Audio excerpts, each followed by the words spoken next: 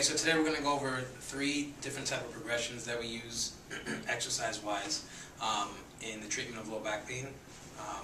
First one is going to be where we keep a neutral spine during the exercises. The second one will be where we do excuse me, flexion or bending forward, and the last one will be extension, where we do backward bending as part of the exercises. So the first neutral exercise we're going to go over is bridging. It's a pretty common exercise. A lot of gymnasts use it. A lot of just general fitness professionals use it. So, you know, the patient laying supine or on her back, you're going to have them bend their knees so that they're now in hook lying like that. Feet can be together if they're a little bit more advanced. If the patient's stability isn't as great, we can bring the feet out a little bit just to make their base of support a little bit more. Okay, hands can be at their side on the bed.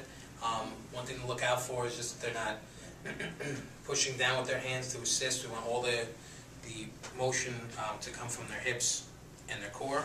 So what you're going to expect the patient to do is push down to their feet and try to bring their bottom up straight up towards the ceiling. Okay. The other thing you really want to look for is that you're having equal height on both hips, so that you're not favoring one side versus the other.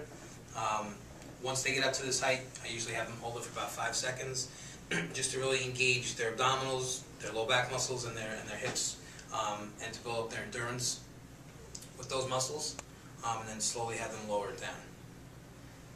So one more time, come on up. Good. You can see she's nice and level across. Feet kept a little bit wider apart, but like I said, we could always bring them in together, and she's not putting any pressure through her hands. And come on down. That's a pretty basic neutral spine exercise. Again, this would be somebody for whom bending forward or bending backwards is painful either way. So with that type of patient, we want to keep them pretty much straight up and down in the lumbar spine, and then try to strengthen around there. That would be kind of step 1. Something a little bit more advanced would be to have them go onto their hands and knees. So again, you can either start them together like this, or bring the knees apart a little bit, like I said, to make it a little bit easier when the base support is wider. Before we do anything, before we work on advancing any part of the exercise, our low back has to be nice and flat, so let's try to lower it down a little bit, and now you can see she's more in a neutral position. Okay, the other thing that we're going to do with this exercise is make sure that she's engaging her abdominal muscles the whole time. So a cue that I like to give is not so much to tighten your abdominals, but pretend you're sucking your belly button up and in, okay, and hold that tight.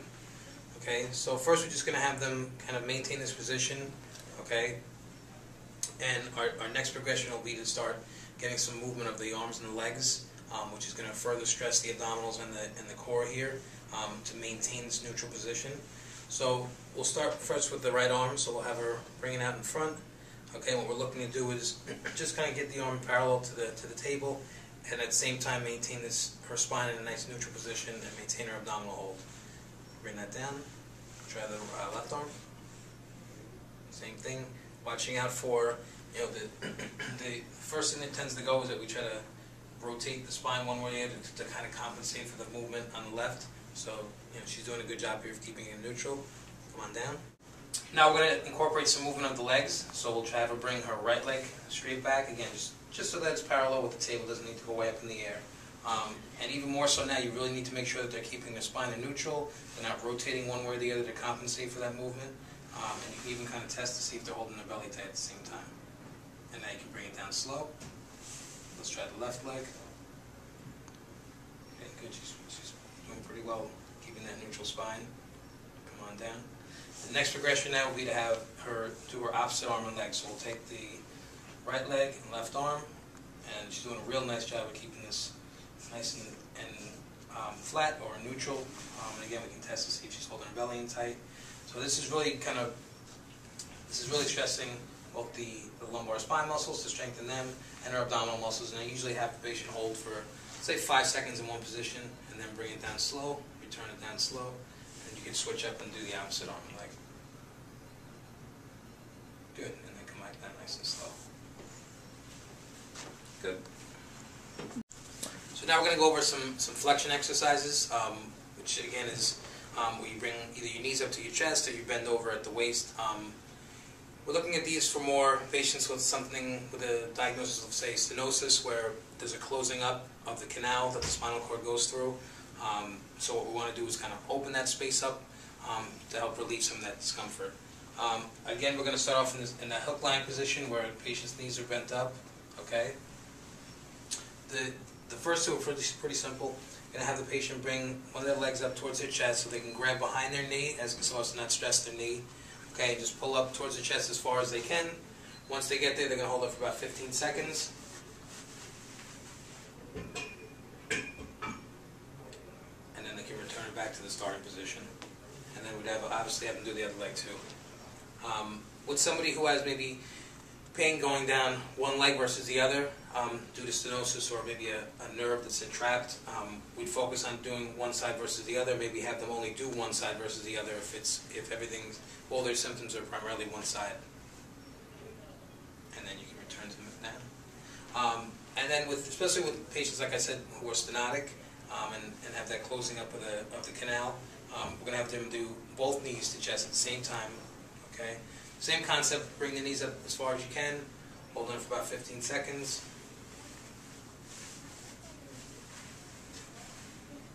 And then returning down slow. And we usually have them do, about 10 to 15 repetitions, 3 sets.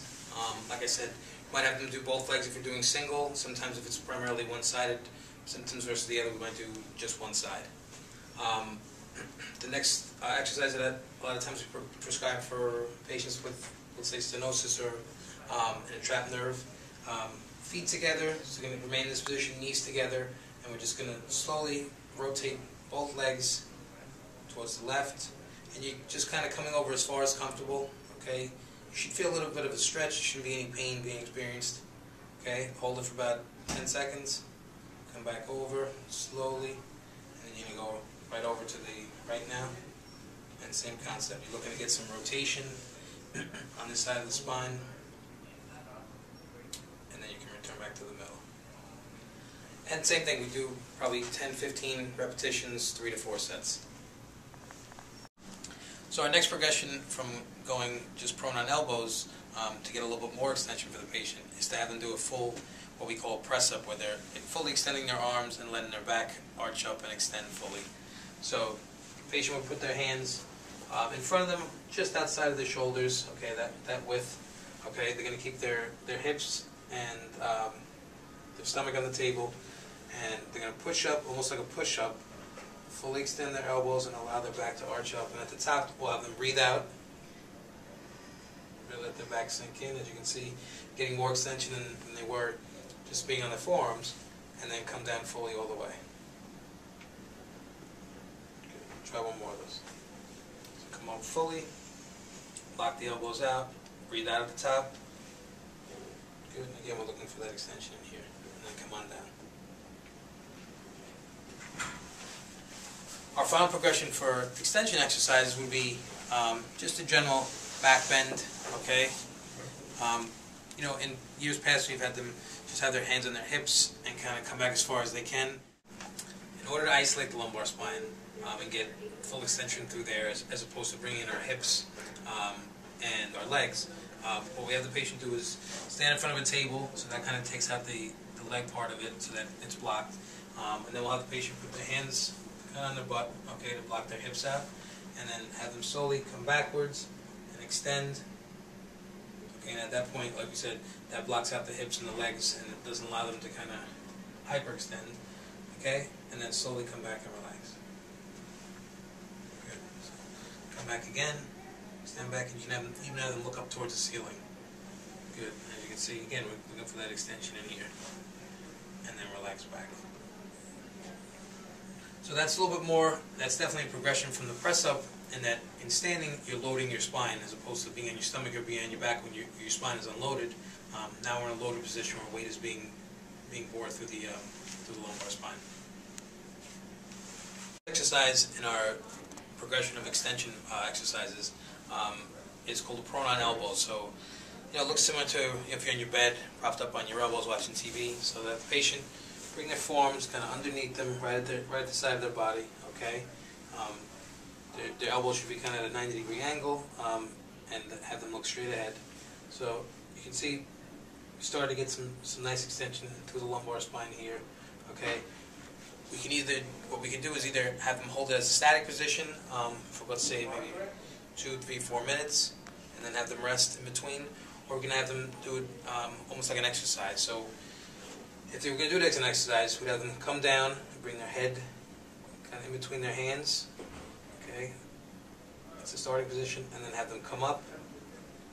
Okay, prop up onto the elbows and look straight ahead. Okay, come on down one more time. So we're down to the hands, return to more of a neutral position, and then come down back up. And now you see the extension to the lumbar spine here. So if you've been experiencing low back pain either recently or for some time now, and you're a little concerned about what exercises you should or shouldn't be doing, please visit our website at WSPT.org.